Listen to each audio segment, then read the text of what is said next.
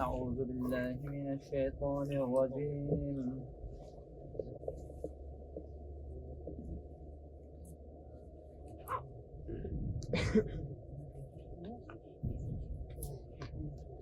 شيء ينقلب إليك البصر خاسئا وهو حسير. ولقد زينا السماء الدنيا بمصابيح وجعلناها رجوما للشياطين وأعتدنا لهم عذاب السعير. وللذين كفروا بربهم عذاب جهنم وبئس المصير.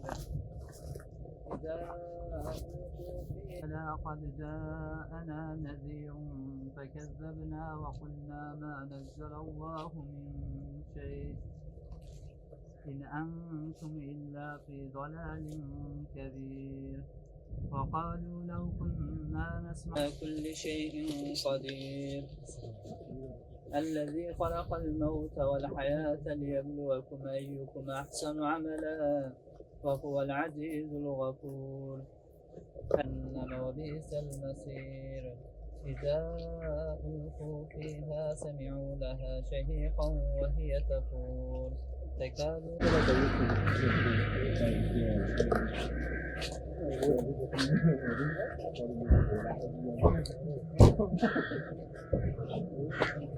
Öncelikle bütün ümmeti Muhammed'in, özellikle de Gazze'mizin, onurumuz, izzetimiz olan Mescid-i Aksa mürabitlarının bayramını mübarek ediyoruz. Her sene olduğu gibi bu sene de şehitlerimizin kabirlerinin ziyaretlerine geldik. İnşallah bu ziyaretlerimizden dolayı şehitlerimizin hayatlarını bir daha kendi hayatlarımıza örnek alarak, yaşantılarını kendilerimize örnek alarak programlarımızı devam ettiriyoruz. Rabbim şehitlerimizi, Gazze'de şehit olan kardeşlerimizle beraber haşreylesin. Allah-u Teala onları bizlere öbür dünyada şefaatçi kılsın inşallah.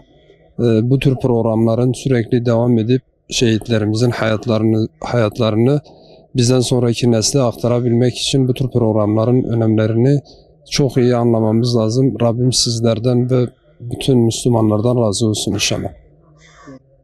Şehit Cengiz ve Şehit Fethi abilerimizin hayatlarına bakarken onlar hakikaten şehit olmadan önce şehit gibi yaşadılar ve şehit olmayı hak ettiler. Rabbim bizleri onların davasından, onların yolundan ayırmasın inşallah.